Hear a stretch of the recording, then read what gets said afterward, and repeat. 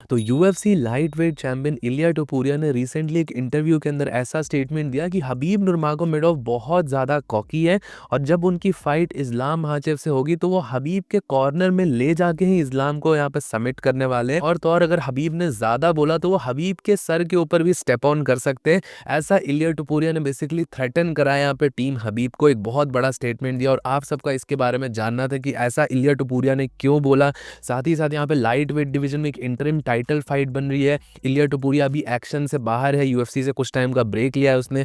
तो ये सारे स्टेटमेंट्स क्यों निकल के आ रहे हैं, सारी चीजें मैं आप सबको इस वीडियो के अंदर बताऊंगा। साथ ही साथ भाइयों, हबीब नुरमागोमेडोव के क्लोज टीममेट मोवलिद खाबुलाएव जो कि पीएफएल के चैंपियन भी रह चुके हैं, उनको यहाँ पे परफॉर्मेंस एनहांसिंग ड्रग्स के लिए सस्पेंड कर दिया गया है, उनका टाइटल भी छीन लिया गया है। एक बहुत बड़ा डोपिंग एलिगेशन टीम हबीब के ऊपर लग रहा है, जो कि इस वीडियो के अंदर हम डिस्कस करेंगे। लास्ट वीक के न्यूज निकल के आई थी, तो आप सबको सारी डिटेल्स बताऊंगा कि किस चीज़ के लिए यहाँ पर उनको पॉप ऑफ किया गया है, क्या उनके ऊपर सस्पेंशंस लगी है। और बहुत सारे लोगों का अब ऐसा भी कहना है कि इस्लाम हबीब और पूरी टीम हबीब यहाँ पे चीटर्स से भरी है। दागिस्तान के जो फाइटर्स होते हैं वो सारे चीटिंग करते हैं, सारे परफॉर्मेंस एनहांसिंग ड्रग्स लेते हैं। तो सारी चीज़ों के बारे में इस वीडियो के अंदर डिस्कस करेंगे, लेकिन उससे पहले आप सब वीडियो को लाइक कर देना, चैनल को सब्सक्राइब कर देना। यूएफसी कॉम्बैट स्पोर्ट्स का ऐसा ही कंटेंट हिंदी में एंजॉय करते हैं। ये इलिया टोपुरिया ने क्या स्टेटमेंट्स दिए हैं यहाँ पर और उनका यहाँ पर क्यों यहाँ पर ये स्टेटमेंट्स निकल के आए। तो बेसिकली ये इलिया टोपुरिया का आप सबको पता है, कुछ टाइम पहले ये अनाउंस हुआ है कि वो ब्रेक लेने वाला है यूएफसी से। उसकी वाइफ के साथ एक डिवोर्स केस चल रहा है, साथ ही साथ डोमेस्टिक वायलेंस का भी केस उसके ऊपर लग चुका है।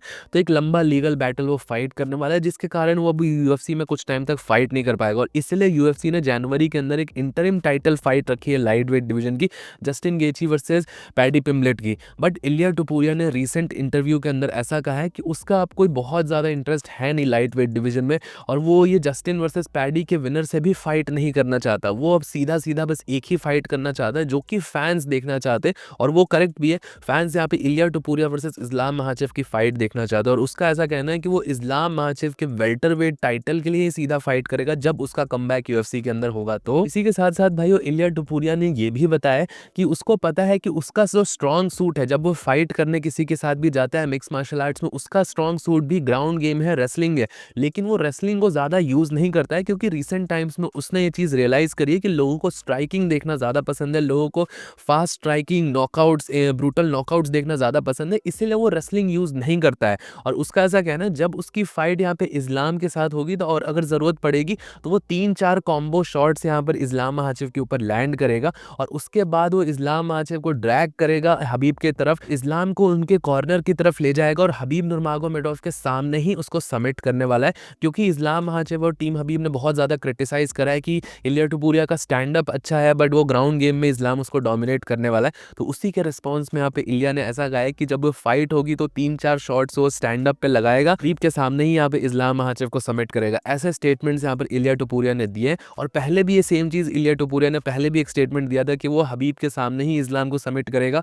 और तो और उसने ये भी बोला था कि वो एक ऐसा चॉइस भी देगा इस्लाम को कि तरफ से कोई एक चोक या कोई सबमिशन चूज कर सकते हैं, वो उस चोक या सबमिशन से यहाँ पर उस इस्लाम महाचेव को सबमिट करेगा। इतना कॉन्फिडेंस यहाँ पे इलिया टोपुरिया ने दिखाया है अपनी ग्राउंड गेम के ऊपर। और तो और भाइयों, इलिया टोपुरिया ने ये तक बोल दिया कि अगर हबीब नुरमागोमेडोव को अगर चांस चाहिए होगा तो वो इस्लाम को सबमिट करके हबीब के सर के ऊपर भी स्टेप ऑन कर देगा। ऐसा इलिया टोपुरिया ने रिसेंट इंटरव्यू के अंदर बोला है।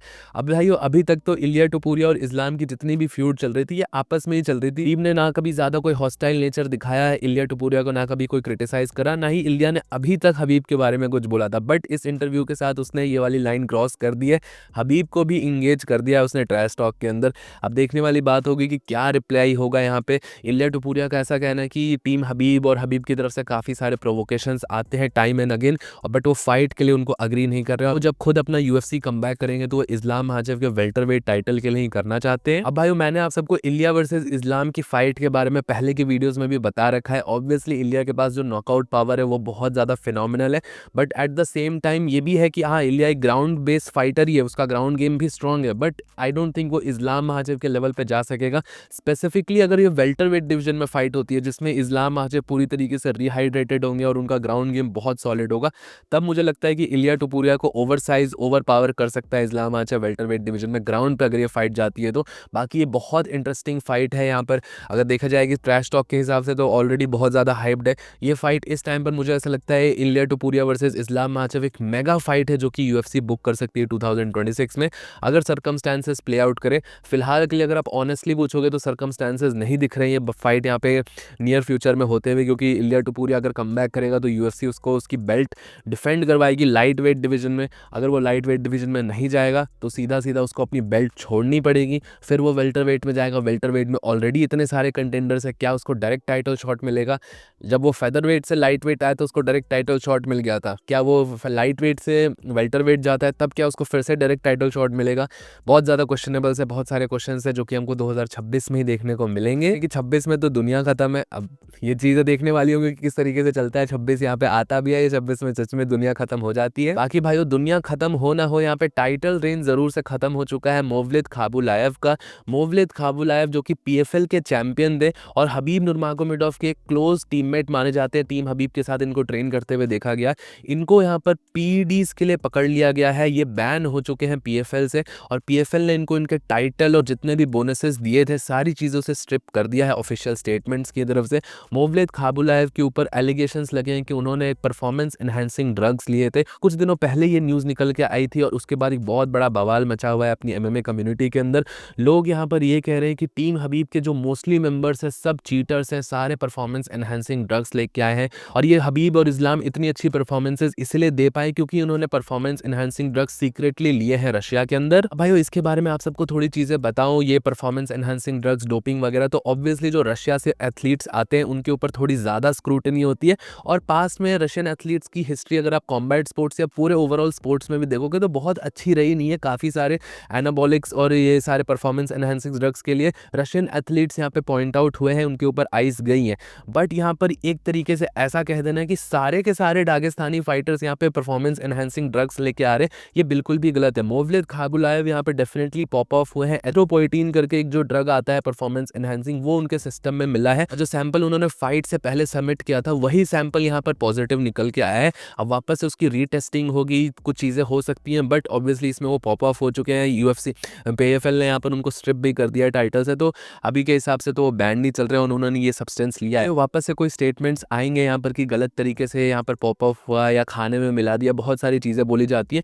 बट वंस अगेन ये सारी चीज़ें, सारी रिस्पॉन्सिबिलिटीज़ एक एथलीट की ही होती है कि ऐसा कुछ भी उसके सिस्टम से ना मिले। सिस्टम से मिला है तो उसकी प्रॉब्लम है, और ये सारी स्क्रूटनी और सारी यहाँ पर क्रिटिसिज्म फिर होगी। अब रही बात कि लोग यहाँ पर हबीब इस्लाम महाजेव को भी क्वेश्चन कर रहे हैं कि उन्होंने भी यहाँ पे ड्रग टेस्ट किए हुए हैं, उन्होंने भी यहाँ पे ड्रग्स वगैरह लिए हैं जिसके कारण उनकी ऐसी परफॉर्मेंस आती है। तो मैं आप सबको बताना चाहूँगा कि जो 2025 ईयर है उसमें उमर नुरमागोमेडोव और इस्लाम महाजेव जो कि टीम हबीब के दो ऐसे एक्टिव मेंबर्स है करंटली यूएफसी के अंदर फाइट कर रहे हो, उनको सबसे ज़्यादा बार, one of the most times testing की है। अराउंड 50 बार यहाँ पर टेस्टिंग हो रखी है इन दोनों की, और 50 से ज़्यादा बार इन्होंने क्लीन टेस्ट दे रखे हैं। तो भाइयों ये इस टाइम पर कहना बहुत ही ज़्यादा गलत है। हाँ, मोवलिद खाबुलायव की यहाँ पर क्रिटिसिज्म होनी चाहिए, उनके सिस्टम से ये चीज़ें पकड़ी गई है, बट एक बंदा पकड़ा गया तो उसके लिए हम सबको जनरलाइज नहीं कर सकते कि इस्लाम, हबीब या उमर सब ने यहाँ पर ले रखे होंगे। इन सब की टेस्टिंग हो रही है यूएफसी के अंदर, रेगुलर टेस्टिंग हो रही है, और ये रेगुलर टेस्टिंग में क्लीन टेस्ट पास करके आए। एक साल के अंदर ही इन्होंने इतने सारे ड्रग टेस्ट दिए हैं और जिसमें ये पास हुए, और जो मोवलिद खाबुलायव है वो भी इसी में पकड़ा गया है क्योंकि उसका एक ड्रग टेस्ट ही यहाँ पर फेल हुआ है। तो ऑब्वियसली ये सेम ड्रग टेस्ट यूएफसी में भी होते हैं और ज़्यादा बेटर तरीके से, ज़्यादा रिगरस टेस्ट भी होते हैं, जिसको इस्लाम और हबीब ने यहाँ पर मल्टीपल टाइम्स अपने कैरियर्स में यहाँ पे पास किया है। तो ये सारी चीज़ें इस टाइम पर हम एलिगेशंस नहीं लगा सकते, मोवलिद खाबुलायव की ही क्रिटिसिज्म होनी चाहिए इस टाइम पे। कि भाइयों इस बारे में और कोई डिटेल निकल के आती है, हबीब की तरफ से कोई स्टेटमेंट आता है तो मैं आप सबको उसके बारे में अपडेट कर दूंगा। देन भाइयों आप सबका इस बारे में क्या सोचना है आप सब मुझे नीचे कमेंट सेक्शन में जरूर बताना। टिल देन वीडियो पसंद आया होगा तो प्लीज वीडियो को लाइक, चैनल को सब्सक्राइब कर दीजिएगा। मिलता हूँ सबको नेक्स्ट वीडियो में अगले अपडेट के साथ। Bye bye.